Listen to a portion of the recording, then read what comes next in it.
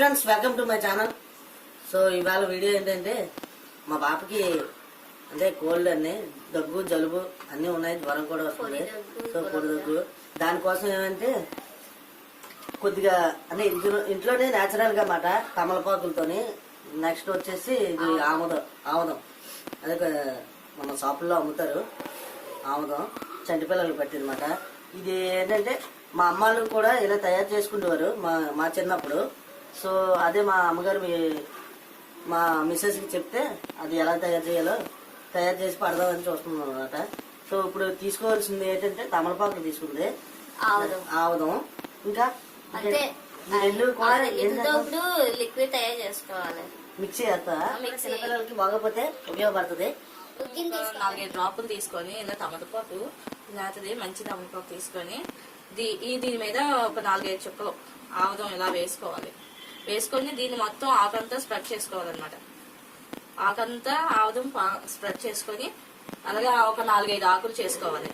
ఇదైతే బాగా మనకి పనిచేస్తుందండి. పిల్లలకి దగ్గు గొంతుకులో పట్టేసినట్టు ఉంటది, గట్టిగా కిచకిచ్చు గొంతుకులో గొరగొలాడుతూ. ఈ దగ్గుకైతే మటుకి చాలా బాగా రిలీఫ్ ఇస్తుంది. ఇదైతే మటుకి వెంటనే ఒక ఉబసలాగా వచ్చిన పిల్లలకి 2 పూట్ల పట్టితే ఇంకా మంచిది, చాలు.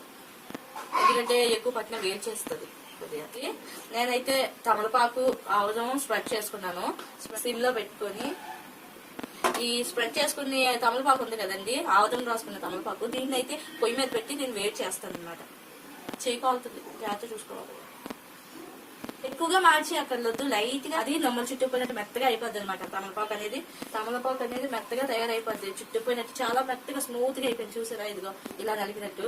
దీన్నైతే ఇప్పుడు మనం తీసుకున్న ఉగ్గిన్నె ఉంది కదా, ఈ ఉగ్గిన్నెలోకి ఇలా చేతిలో పెట్టుకొని బాగా నలిపేసి రసంలా తీయాలి. మనం ఒక 4-5 ఆకులు ఇలా చేసుకుంటే ఒక ఈ మాత్రం లిక్విడ్ లాగా వస్తుంది. ఆ లిక్విడ్ పడితే చాలా మంచిది. విత్ 2 days లో అయితే క్లియర్ అవుతుంది గొంతు.